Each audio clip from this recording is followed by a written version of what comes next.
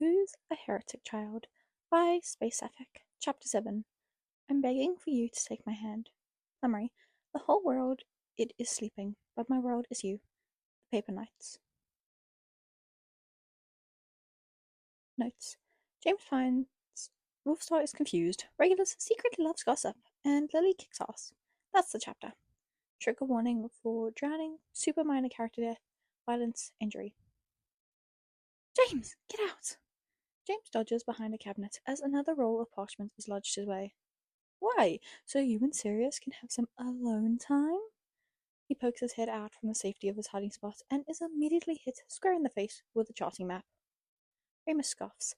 Like you're any better. Shouldn't you be meeting with Regulus right now? Jamie?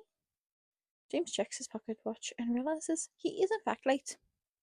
Remus is ushering him out of the room, but just as the door is about to close, he jams his foot in the threshold. James. Seriously, Remus, listen for a second. He puts on the most grave expression he can muster and places a hand on each of Remus's shoulders, leveling him with a hard stare. Remus presses his lips, but stops actively trying to force James out of the room. He allows the silence to settle for a moment before solemnly stating, "Just remember, safe sex or no sex, Lupin." The other's face blushes crimson, and his jaw drops. "Promise me you'll use your brain and not just your head."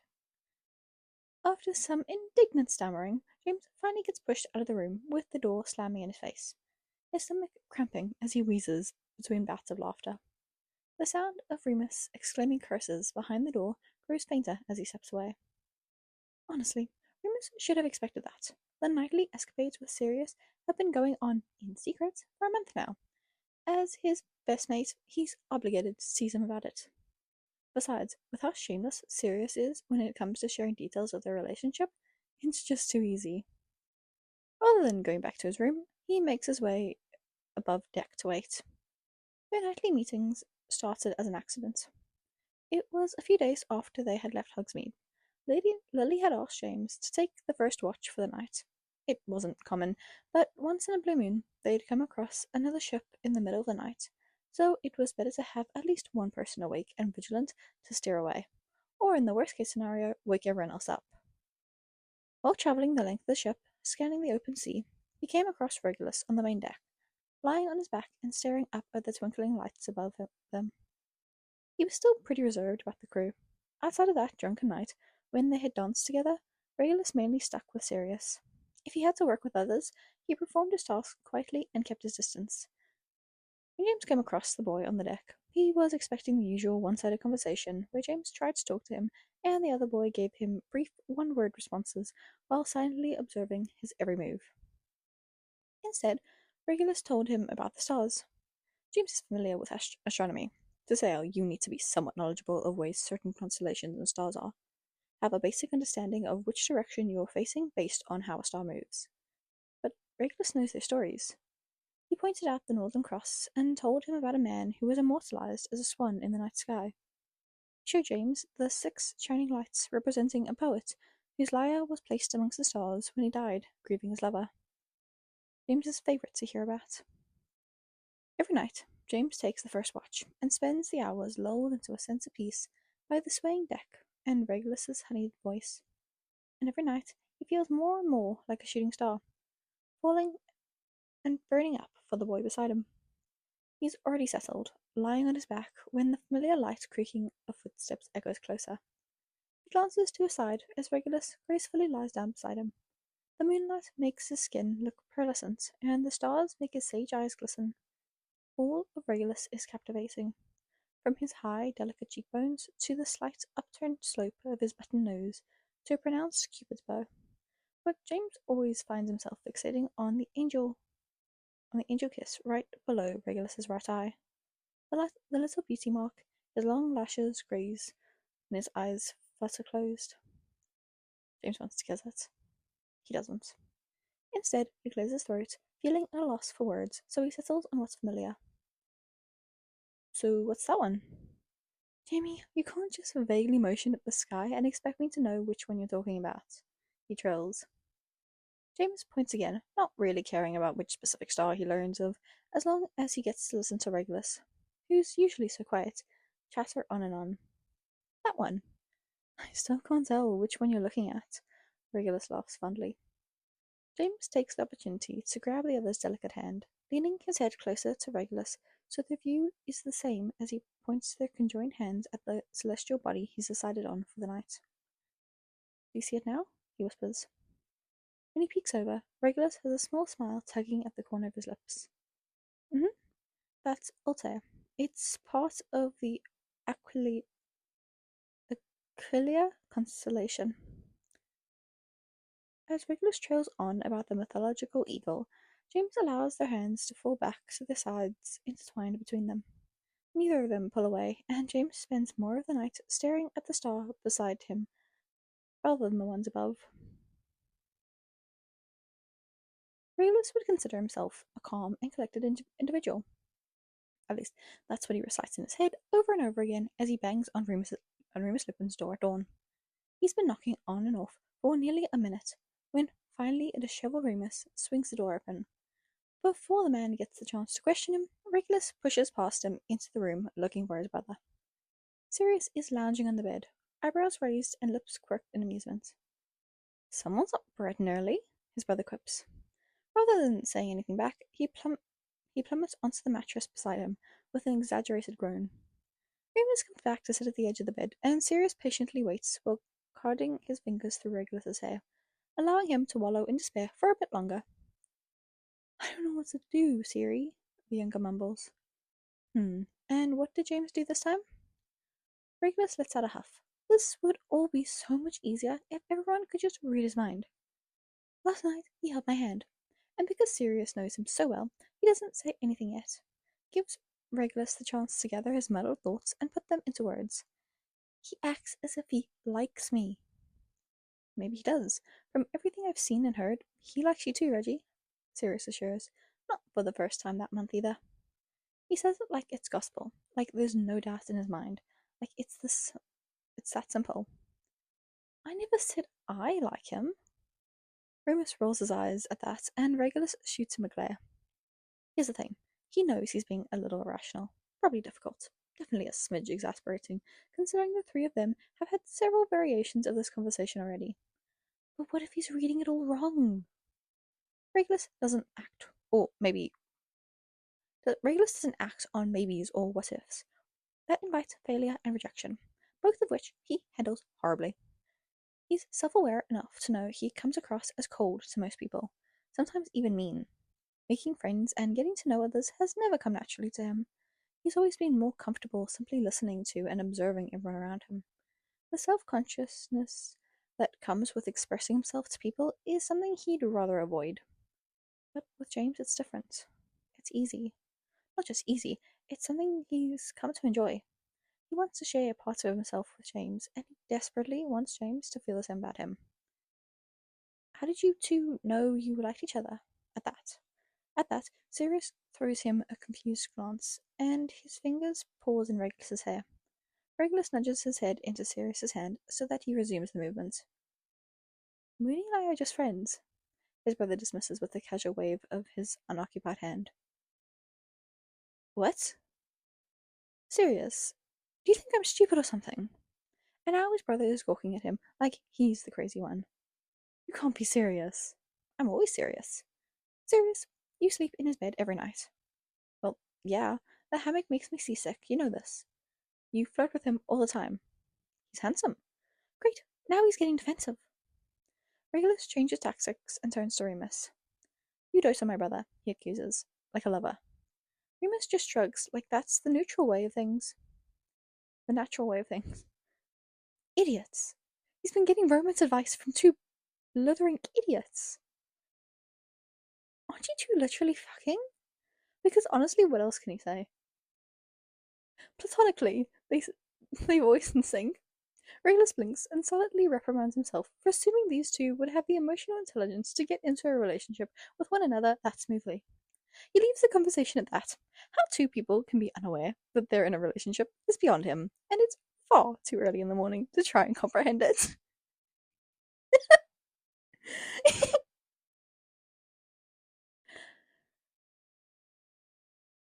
Three silent truths have been bouncing around James's head since last night, and it's driving him mad.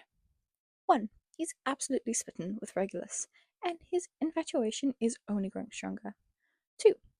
There's heavy evidence suggesting those feelings might be requited. 3. Regulus and Sirius are leaving once they reach Godric. The whole ordeal is devastatingly tragic, and he needs to remedy it immediately. That's where his plan comes in. He's been pondering over the situation, trying to configure ways that he can keep Regulus in his orbit. If the brothers continue with their plan and settle down somewhere on land, it wouldn't be impossible to see each other again. Alice, though she won't admit it, has a long-distance girlfriend in Beauxbaton, who she gets to visit every other month when they're near their port. So it's clearly plausible. But James wants more than the occasional visit. He wants to watch Regulus admire the stars every night and see him with flour in his hair every morning after helping Molly with breakfast. He wants to be the reason for Regulus's teasing remarks and his peals of laughter every day. He wants to be by Regulus's side at every moment. He knocks on the cabin's door, bouncing on the balls of his feet as he impatiently waits for Lily to open the door. The hinges creak when she finally answers, fiery red hair thrown into a messy bun and one boot hanging lumpily in her hand. She must notice his nervous fidgeting as she simply swings the door open further to invite him in. Lily's cabin is clean and cluttered. Lily's cabin is clean and cluttered as always. Her bed in the center of the room is perfectly made, not a crease in sight, but her desk is littered with sprawled open books and rolls of parchment haphazardly strewn about. The floor is spotless, and there's not a speck of dust in sight, but every visible surface is covered in trinkets, jewels, and little treasures she's collected throughout the years. She ambles over to the corner and throws herself onto a velvety armchair, looking up expectantly as she shoves on her other boot. Now or never. I think I'm falling for Regulus, he starts, only to be interrupted by a snort, and then full-on chortles of laughter. I could have told you that weeks ago, James, she wheezes, while wiping the corners of her eyes. I mean, you trip over your own feet to trail after the lad. If that didn't make it obvious enough, the strange sexual tension between the two of you while dueling is a vibrant sign. All right, yes, I'm pathetically down bad for Regulus. I know, he groans. That's not all I wanted to tell you, though. I need to ask you something. Lily pauses at that and nods, allowing him to continue. If they wanted to stay, he offers, would you allow them to join? Become one of us? Lily analyzes him for a moment, contemplating. She's a fair captain, truly someone who always puts her crew above all else. He's known her since they were kids. Both growing up by the sea in Hogsmeade and their years of friendship has him confident that she'll say yes.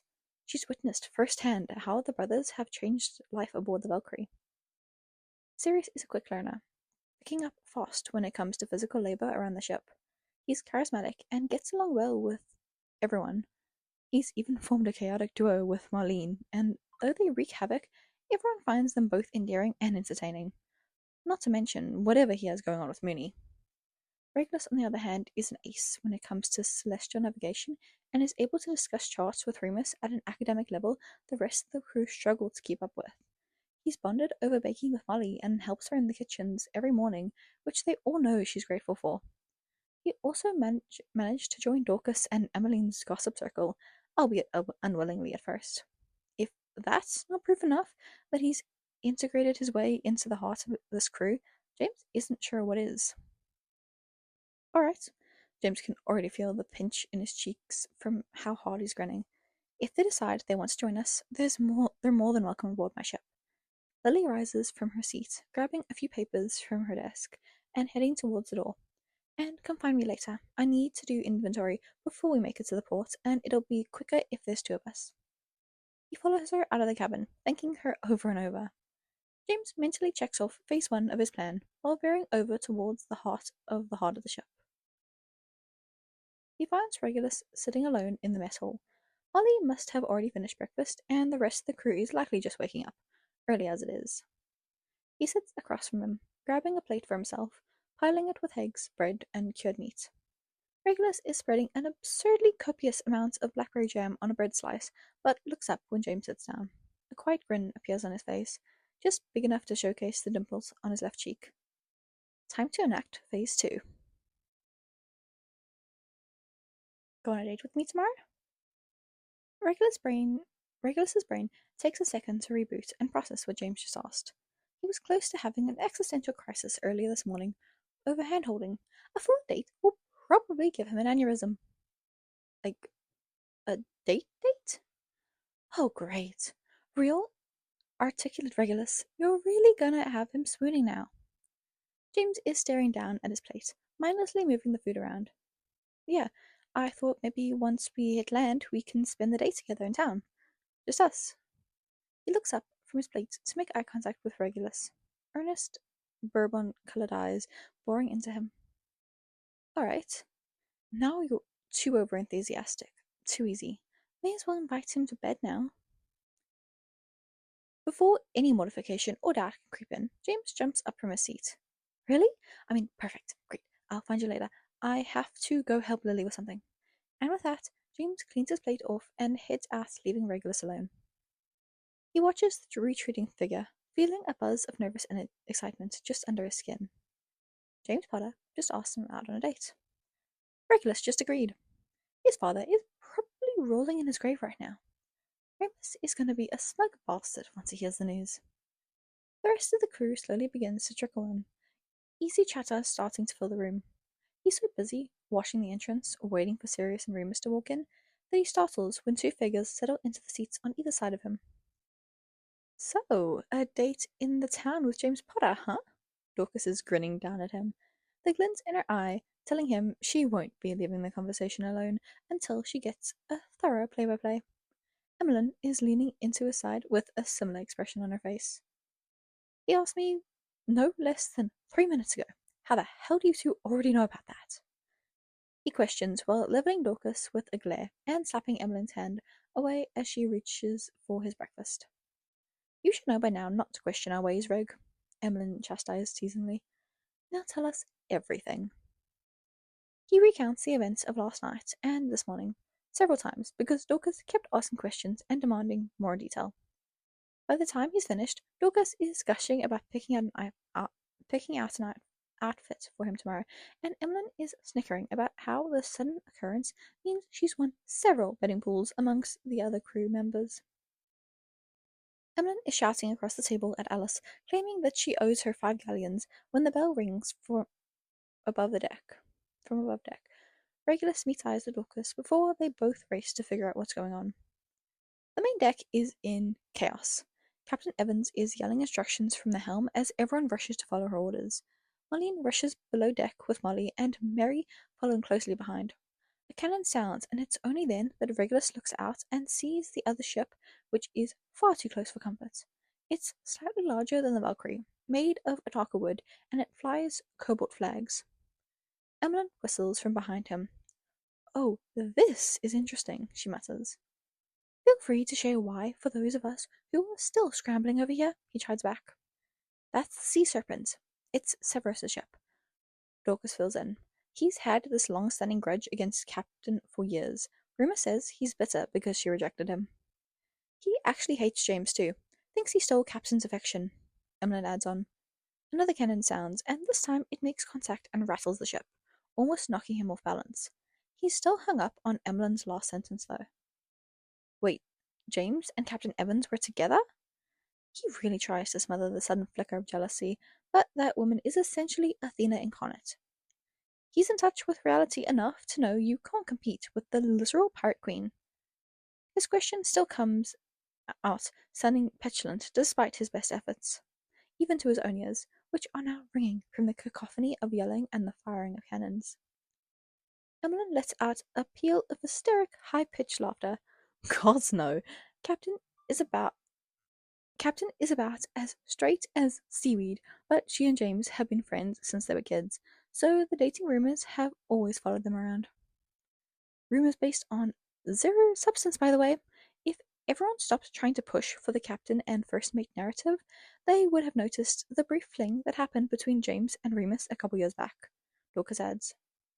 What? Now that's new to Regulus. News he's definitely bringing up during his next debrief with Remus and Sirius. You three might want to grab weapons. The snakes are nearly close enough to board. James suddenly appears behind them. He's got two pistols strapped to his side and a sword grasped in his hand. You used to hook up with Remus? I used to what? James looks even more shocked than Regulus feels. Damn, I really thought that one was true too, Lucas murmurs. I owe Alice 10 galleons for that. This conversation is going to give him whiplash. Prepare for board, Captain Evans shouts, raising her sword above her head. In that moment, planks are dropped onto their deck from the Serpent, and their crew begins to flood onto the Valkyrie, engaging in combat with Lily, Alice, and Remus leading the charge to meet them head on. Sirius is apparently more filled in on what's going on than Regulus is. His brother is standing back and off to the side with a pistol where no one pays him notice, picking off members of the Serpent while they try to cross over onto their ship. Soon enough, Marlene goes to join him, with Mary and Molly entering the fray, swords in hand, no longer manning the cannons now that the ship is so close. What are they even after? Regulus yells at James. Emmett and Dorcas have already run out to help the others. Honestly, I think Snivelus is just doing this to be a pain in the ass. We don't have much loose on board, so there's not much to commandeer, though there's always the possibility that he just wants to turn us in to see us hang. James is a little too nonchalant about the matter for Regulus's liking. Oddly enough, he's quite fond of keeping his feet on the ground and neck unbroken. Regardless, let's go get you a sword before they swarm the ship. I'll cover. When the two of them arrive back on the main deck, after grabbing Regulus's weapon, it's as if all hell has broken loose. Marlene and Sirius are in the crow's nest, sniping at people from the higher vantage point. Reckless for sure, but efficient. Members of the Valkyrie are dispersed amongst the decks of both ships, dueling with the Serpents, the clash of swords creating a dissonance with the sound of crashing waves below them. Regulus takes a breath, trying to ease his emotions before he starts to influence the waves too much.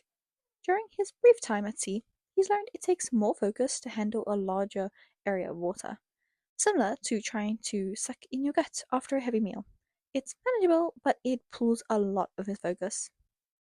The focal point of all this madness, though, is definitely Lily dueling with a man who Regulus can only assume is the Serpent's captain. The man has greasy black hair, beady black eyes, and waxy skin. His movements demonstrate skill, but his technique has been completely disregarded. He throws his sword into each swing. All his movements are brash and unrefined. Meanwhile, Lily is agile, utilizing her sword easily as if an extension of her arm. She's calculated and precise with each parry. Judging by the way Severus limps and clutches at his side, which is seeping red, Lily has already secured a win. Regulus is disrupted from his thoughts when a figure lurches at him from the side. He evades the strike easily with a slight sidestep. His opponent is tall and broad. He's clearly strong if the force behind each strike is anything but he's clumsy. His steps are uncoordinated, and he has to keep a wide stance in order to remain stable. Regulus takes advantage of this, aiming to throw him off balance, as opposed to trying to land a killing blow. Before he's able to topple the man over, another serpent comes in from his left, swinging at his throat. He blocks it, but the move drives him back a few steps, bringing him closer to the ship's edge. This man actually knows how to handle a sword, and he feels his chest tighten with a flicker of panic. He quickly surveys his surroundings, but it seems like all the Valkyries are in a similar position to himself. The Serpent may have incompetent swordsmen, but they still have a crew nearly double their size. Regulus fends off his first opponent, disarming him and knocking him out with the butt of his sword, but in the same moment, the second swordsman sweeps at his side. A searing pain ripples through Regulus in waves, causing him to drop his sword to clutch at his abdomen. The ship rocks, and he collapses with it, shooting his back to the railing as the other trails after him, searing down his crooked nose. The cut at his side is superficial, but his vision is spotting for some reason. And for some reason, the pain is escalating. Iron. What kind of archaic freak is carrying around an iron sword instead of steel in this day and age? Unless specifically hurting Fae. It's rarer to come across. Said freak is raising that damn sword again, and Regulus is too delirious with pain to consider the consequences of his actions. They're at the edge of the ship anyway, so maybe no one will notice. Before the man can bring the sword down, Regulus conjures a bigger wave to jerk the ship just enough to knock him off his feet. He distantly hears groans as others lose their balance as well, but the important thing is the man's sword clashes to the ground, skidding away due to the tilt of the deck. Regulus refines his control over the liquid below them, causing vines of water to crawl up the exterior of the ship, forming a cloud of droplets which wrap around the man's head.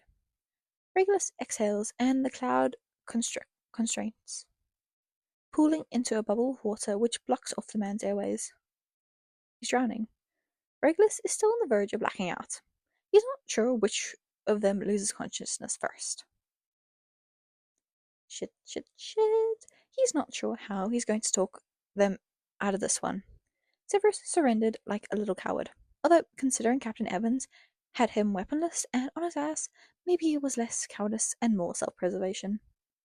Severus and his crew were tossed off the ship, and he means that literally. Captain demanded that the serpents end up in the water, just in case they got any ideas of following or trying to shoot at them as they parted paths. With that dealt with, they made their way to gather on the main deck, where they saw Regulus, slumped against the railing, clutching at his side, heaving and staring down a man crouched before him, who was trying to regain his balance. And then the water rose. Streams of it came up from behind Regulus, floating unnaturally before surrounding the man's head and drowning him right there on the deck. Regulus was observing the scene, cold and disconnected, until his gaze became unfocused, eyes rolling back before passing out. The second Regulus lost consciousness, the water dispersed, puddling on the deck. He rushed over to his brother, prodding around to check for any wounds. When he pulls at the rip in his shirt to see the slice in his abdomen, he has to stifle a gasp. It's a shallow cut, not even deep enough to require stitches, but the edge of the wound looks as if it were severely burned, and the surrounding area is red and irritated. Sirius thanks every star in the universe that Regulus only received a minor gash and not a full-on stab wound anywhere vital. He's so focused on taking note of his brother's condition, he doesn't realize the rest of the crew have circled around them. Sirius? Lily's voice rings out. Why don't you take him to the infirmary so Mary can patch his wounds? Sirius nods along, hoisting an unconscious Regulus into his arms, bridal style. And then I think an explanation is in order. Okay, that is the end of the chapter. As you can probably hear, the microphone died once again. I need to charge this thing better. I keep on forgetting to charge it. That's on me. Apologies. But I hope you guys enjoyed this chapter. Tell me what you thought in the comments, and I will see you in the next one. Bye-bye.